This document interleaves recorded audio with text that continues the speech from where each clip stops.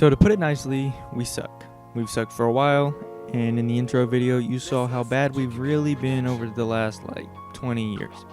I mean, the 47 win team in 2018 was the first winning record in 13 years. So I guess that hints at what we've got to deal with. And despite being a disaster as a franchise, we have two massive positives on this team: Karl-Anthony Towns and D'Angelo Russell. We also have these guys locked up for 4 more years at least. Cat's got a 5-year deal, and D'Angelo Russell just signed his 4-year max deal, so we'll have 3 years after this season. And any dissatisfaction with the team from Cat should die down for at least a little, considering we just traded for his best friend, or one of them. The rest of the roster is a massive drop-off from these two guys, but there are some bright spots.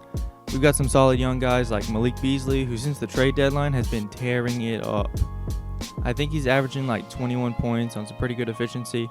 He'll be a restricted free agent this year, but that shouldn't be too much of an issue. I think we'll probably give him a 3-year deal in the $36 million range. After that, there's Okogie and Culver, who are both very promising defensive players, but are pretty meh on offense. Hopefully we can work on both of their shots. And Culver has been seen as a possible backup point guard candidate, but we'll see where that goes. Those are the 3 main pieces on the roster outside of Cat and D'Lo that I care about. The rest are not great players and possibly won't even be on this team after this year. Evan Turner, gone. Hernan Gomez, probably gone. Vanderbilt, gone as soon as we can get him out. I would also like to trade Jake Layman to a contender. I don't really want anything to do with him. We've got some fringe NBA players and some Mae Young players that we'll just have to see how they do. I think they're on multi-year deals, and so we pretty much have them for a few years. They do have team options from the rookie deals, but we'll just see how they turn out and see what we really want to do with those. And just to put it out there, we're more than likely going to be making some moves in the offseason, obviously. We've got to get some good pieces around our 2 guys. And despite how bad I've been talking about our team, though, I'm actually liking our starting lineup a bit. The starting lineup obviously features the 2 best players, D'Lo and Cat. At the 2, we've got the bucket himself, Malik Beasley. The 3 is interchangeable between Okogie and Culver, but I prefer Okogie because of his defense. Culver is also much more useful with the second unit, considering we lack any kind of real playmakers outside of D'Lo.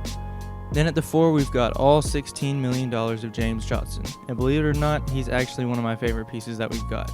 Granted, not for $16 million, but after his contract expires, I'd like to keep him around if he hasn't retired yet. I think he'll be 35 at that time.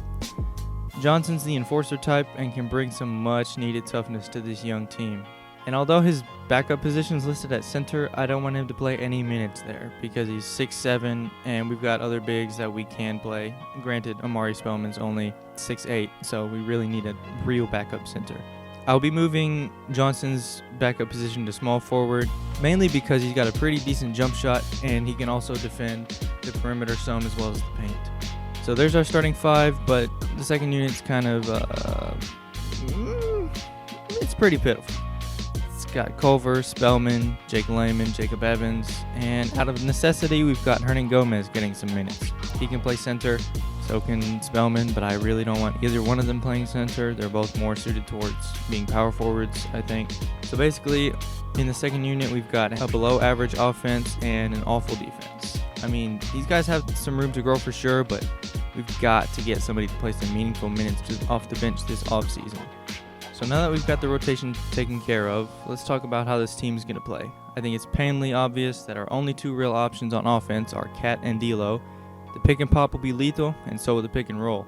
That's probably most of what we will end up running on a nightly basis, but I would like to get Cat in the post a lot too. He's a very strong post player, and he's got a good post fadeaway, got a good hook, and hopefully we can run some plays from there. And hopefully we can run some plays through him in the post that can either create opportunities for himself or others at the basket, on the perimeter, or whatever. He's a pretty decent playmaker, so I think that's in the realm of possibility. His skill set should allow us to be more versatile as a team on offense, I'm hoping, because if all we do is run pick and rolls all day, teams will figure us out pretty quick, and our offense is just going to stagnate. We can also run some sets to get D'Lo some looks from mid-range, considering he's a phenomenal shooter from there. I'd also like to get him moving off ball on some floppy sets or cutter plays, because at Ohio State, and they had him working on this at Golden State, he was a pretty good off-ball player, and once we get some playmakers beside him, I think that we should be able to run those sets more. The plays for Beasley are going to be pretty simple, the generic floppy plays, but he's also a decent finisher at the rim, so we could get him cutting to the basket some. Okogie and Culver, some pretty decent athletes, but neither are really great finishers.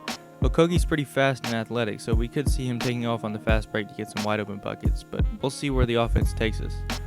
The rest of the roster outside of these guys is pretty much nothing but spot shooters. I'll be making a custom playbook for the start of next season, but since we're going to have so many roster changes from now to then, it's pretty pointless to make one for the remainder of this season.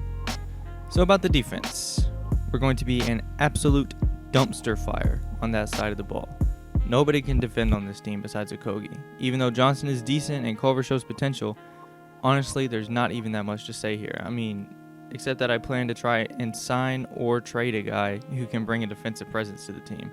Who knows, maybe we'll be able to get a guy in the draft who's very good defensively. We'll just have to see. So now that we've got all the roster and the rotation stuff taken care of for the remainder of the season, in the spirit of showing you guys what we're dealing with, I decided to play a game against the Suns. They've got a solid young core and definitely a nice team to build around Booker for now. And also Booker is part of the best friend trio with Cat and D'Lo, so why not play them? Let me go ahead and tell you right from the start, this game was ugly. Real ugly. The first quarter started off wonderfully, with Booker getting a wide open dunk 10 seconds into the game. Luckily, before things got too out of hand, Beasley hit this three-pointer. Just kidding, we went scoreless for 2 minutes. Then, not soon after, the Suns went on a 16-0 run before Spellman finally hit an open three near the end of the quarter. Anybody want to take a guess at what the percentage we shot in the first quarter was? If it was anything above 24%, you're wrong. If it was anything below, then it really felt like it. I figured, hey, there's no way that we can do any worse in the second, right? I mean, I was kind of right. We shot 40% from the field, but we also allowed the Suns to shoot 60% from the field in the second quarter. So basically, we didn't do anything. And outside of D'Lo hitting some layups and floaters towards the end of the quarter, there is literally nothing worth mentioning here. Although I did see some nice defensive moments from Okogie. He even forced a miss from 8, and I should be showing that clip right now if I can manage to find it. So yeah, after the second quarter, I simmed the rest. No point in torturing myself for another half hour. So this game really showed us our worst, and it definitely shows us we have so much to improve on. I mean, that also includes my 2K skills. I definitely was the reason for a couple wide open baskets. Granted, the defensive stats on our players aren't that great, so it's not like I can stay in front of them that easily. I had a few questionable releases too, but we missed so many open shots while also being turnstiles on defense that I really don't think those were a make or break it point. We really, really, really need some sort of defensive presence on this team besides Okogie.